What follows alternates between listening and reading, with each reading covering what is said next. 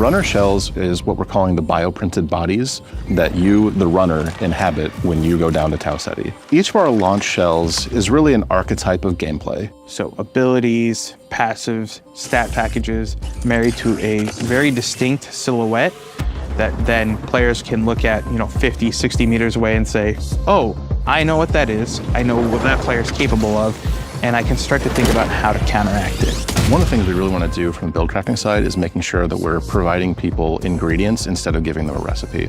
Figuring out what you want for your build that is unique, and you do that across cores, you do that across implants, you do that across weapon mods. Cores are powerful standalone perks that can be used in combination with each other to shift the gameplay style of your runner kit. We also want to make sure that there are interesting combinations of things that work together, but they have hooks that go out into the other systems, so you can create this like crazy Rube Goldberg machine. Depending on your playstyle, if you're like someone who hangs back and likes to snipe, you're someone who likes close quarters combat and you're going to rush in, you're going to want to cater the items that you're finding differently. The idea there is like, have a broad spectrum that everyone can kind of find a little bit of a home to, and then we're going to build on top of that.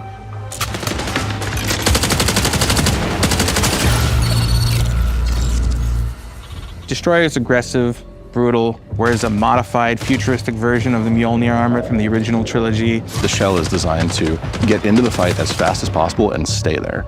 It comes equipped with thrusters on its legs that let it sprint faster, or you can use them for a quick lateral evade. A riot barricade so that they can generate presence and they can generate almost like aggro for their team. Its prime ability is Search and Destroy, which activates shoulder-mounted missile pods that fire heat-seeking missiles.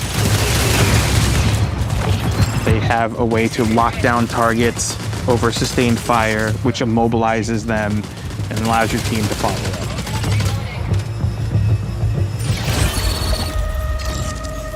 Our Assassin Shell is built for players that like to play slow and quiet. It's very much a classic, backline infiltrator. It has a dive ability that can be used to negate fall damage from any height. Their tactical ability is invisibility. You pull this shroud of invis over yourself. You can sprint during it, you can mantle during it, but the faster you move, the more visible you're going to become, and if you take any actions, heal, shoot, get shot, you'll reveal yourself for a short duration. Their prime ability sends out this disc. It creates this plumes of smoke that you can enter into, and then when combined with their passive shroud, they go invisible when they enter smoke. The whole thing here is be invisible, be sneaky, and then enshroud the world in smoke.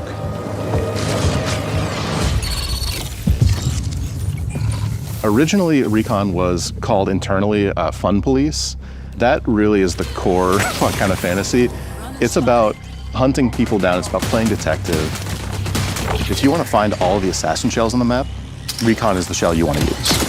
It comes with a tracker drone that you can toss out a little spider friend that crawls along the ground and will track towards enemies and explode. And that explosion overheats the target. They can't move, they can't sprint, they're taking tick damage, and they help you lock down a target so you can pursue them. And for their prime, Recon has this really awesome helmet that splits open and they tap in these cool key codes. It opens up and pulses and it sends out this wave that detects both AI and players and marks them for you.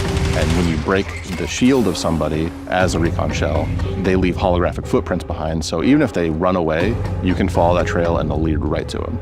And then finally awareness, where if you get pinged, it'll actually tell you that someone sees you. You won't know where, but you'll be able to be on high alert that somebody saw you and has marked you.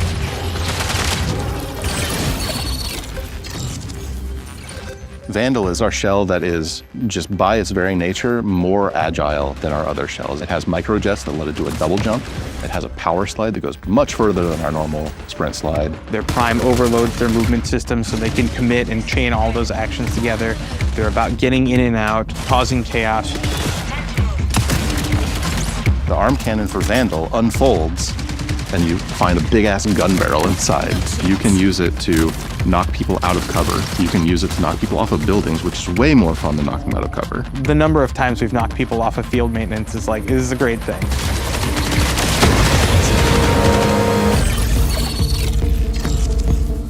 Marathon is a game that is all about finding the best stuff on the map, so we felt like we needed to have a shell that was sort of built for the loot goblin fantasy. That is Thief to a T.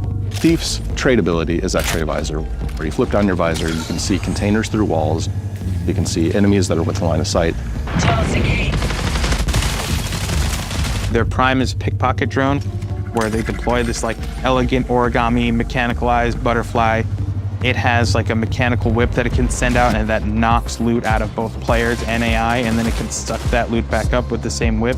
Or you can use it for recon. You can fly around, you can ping, those pings are shared to your squad. The Thief shell also has a built-in grappling device that is embedded right in the forearm. You shoot out a dart. Mid-flight, it unfolds into this propeller that pulls you along and you can swing away to safety. The recharge rate for their grapple and their base handling and stats will go up as you fill the backpack. So the idea is to become a loot goblin, right? Steal as much as you can and get out.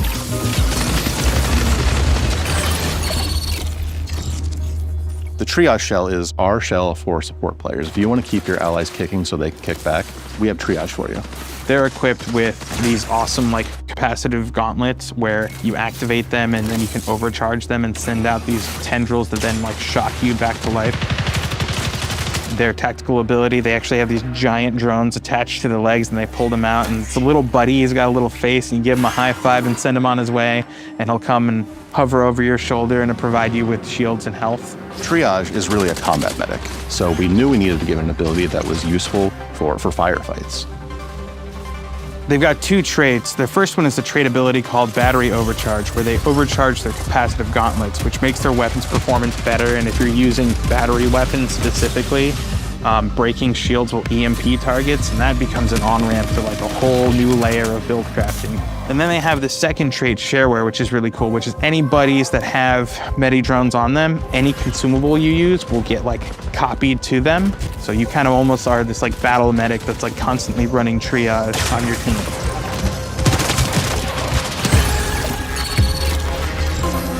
Sometimes you just want to take a breather after a bunch of runs and just kind of go on a run to just see what happens. And Rook is really fun for that. Picking Rook automatically opts you into queuing in solo. You're able to enter into a match in progress and you're given a starting kit. You're not allowed to bring anything in.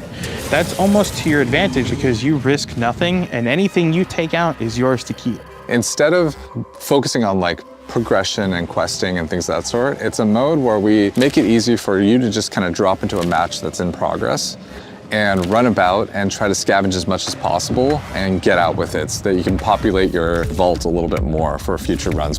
Rook has a tactical ability that lets it blend in with UESC forces. So you activate it, a little mask appears over your face, and you are not perceived by the UESC as hostile. This lets you kind of get in, grab a little bit of loot, and then bail.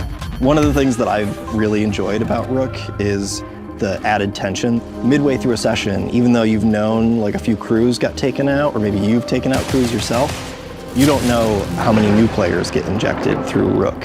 Ultimately, Rook is a morality test, so you have a couple of options when you see a Rook.